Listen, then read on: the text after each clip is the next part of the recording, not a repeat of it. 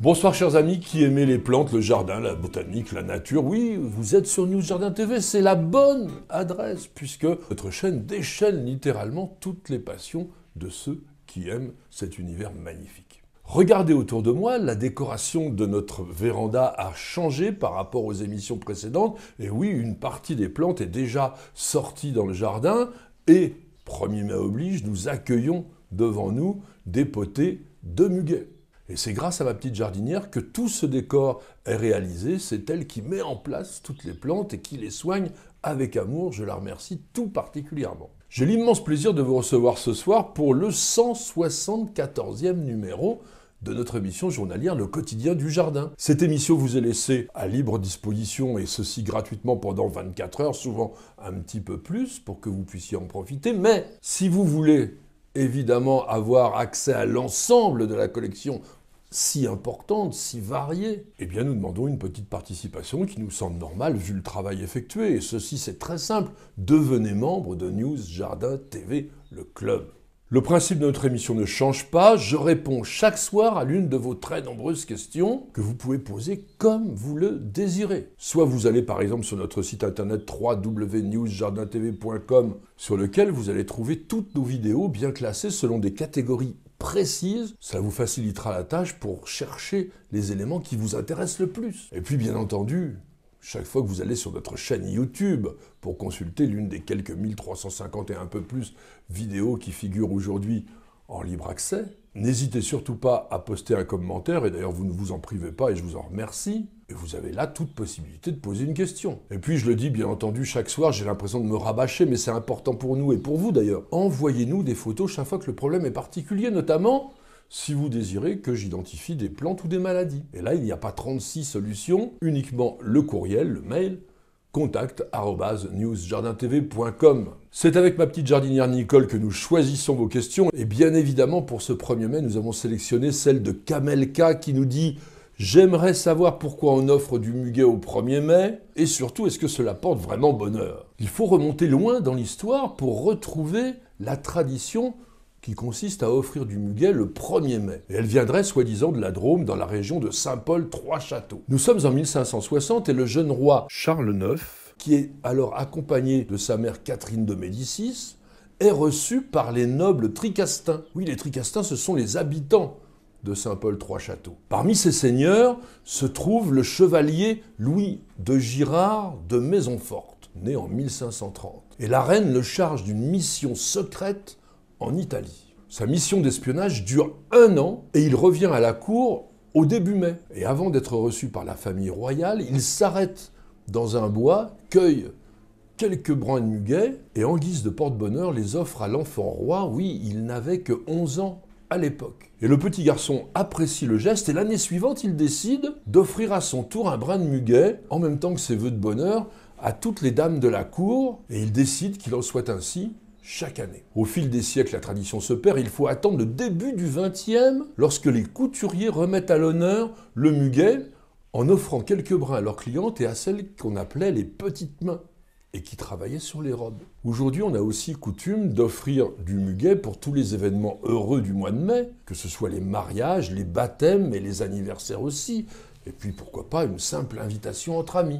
Quant à savoir si le brin de muguet porte vraiment bonheur, je pense que chacun a la réponse en lui-même. Le simple fait d'offrir génère déjà un moment heureux à la fois pour celui qui donne, mais aussi pour celui qui reçoit. Et puis c'est une fleur élégante, discrète et avec un parfum si raffiné qu'on peut dire effectivement qu'elle donne envie d'être heureux. En revanche, on pourrait se dire qu'il est curieux d'offrir une plante franchement toxique en guise de porte-bonheur, parce que bien sûr, le muguet n'est pas tout à fait aussi innocent que ces petites clochettes blanches veulent bien nous le faire croire. Pas simplement les fleurs ou les feuilles, mais essentiellement les baies rouges qui vont arriver en fin d'été et qui sont particulièrement toxiques. Elles renferment des alcaloïdes, la convalarine, la convalamarine, qui sont des substances proches de la digitaline et qui jouent un rôle de ralentisseur du rythme cardiaque. C'est pas mortel, ou alors il faudra en consommer des quantités industrielles, mais empêcher quand même les enfants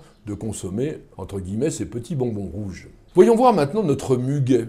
C'est une plante vivace, indigène, plante à souche rhizomateuse qu'on appelle la griffe, et il va se disperser dans les sous-bois frais, souvent à l'ombre des chênes ou même au bord des zones humides, les ruisseaux par exemple. Le muguet a d'abord été dénommé mugade, puis muguède, qui sont des altérations du latin mucus, le musc, qui a donné muscade d'ailleurs, et une nuance que l'on va retrouver dans le parfum un peu épicé, fort, de la fleur. Alors, il y a d'autres noms populaires, on l'appelle lys de mai, clochette des bois, et même aussi gazon de Parnasse, parce que selon la mythologie, le dieu des arts, Apollon, aurait créé cette plante pour en tapisser le sol du mont Parnasse, là où vivaient les muses et les nymphes. Dans la tradition chrétienne, le muguet symbolise l'humilité et la douceur, mais aussi les larmes de la Vierge Marie, d'où une autre appellation populaire, les larmes de Notre-Dame ou les larmes de Sainte Marie. Et d'ailleurs, la plante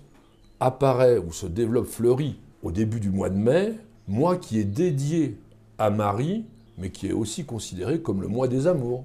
Sur le plan botanique, c'est l'incontournable Carl von Linné qui, en 1753, une fois encore, a créé le genre.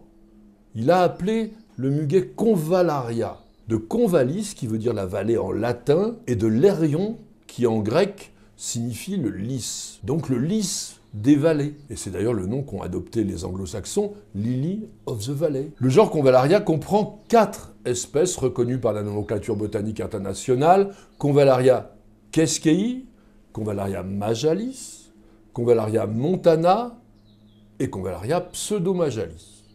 La classification phylogénétique classe le muguet dans la famille des asparagacées, mais jadis, il a été dans les liliacées puis les convallariacées, qui sont des familles qui ne lui appartiennent plus. Sachez que la fleur coupée de muguet ne dure guère plus de 4 à 6 jours. En revanche, si l'on vous a offert du muguet en pot, comme ceux que j'ai devant moi, la floraison va se prolonger beaucoup plus longtemps, et surtout, vous allez pouvoir planter les griffes, planter l'ensemble plutôt à l'ombre, dans un sol unifère, frais, et un bon conseil, ne pas trop enterrer. Petit problème, si le muguet se plaît pas, eh bien il disparaîtra.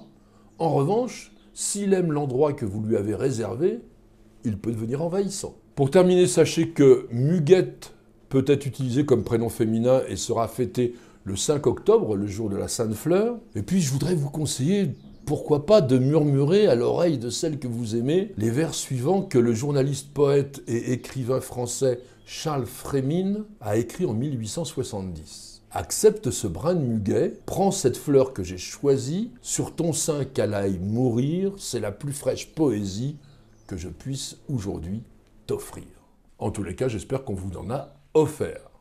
Merci à tous et à chacun de nous avoir suivis. J'espère que cette histoire autour d'une plante qui semble banale comme cela, mais qui réunit autour d'elle plein d'histoires, et puis il y en aurait encore bien d'autres à vous raconter, vous aura intéressé. En tous les cas, je vous remercie de poser les questions. Vous voyez, même quand elles sont très simples, elles peuvent donner lieu à des histoires assez passionnantes et assez originales.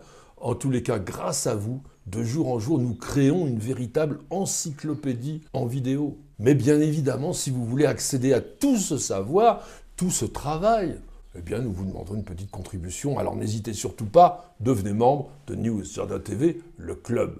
Madame, monsieur, je vous souhaite de passer une excellente soirée et je vous donne rendez-vous dès demain pour de nouvelles aventures jardinières et un nouveau numéro de notre émission journalière Le Quotidien du Jardin.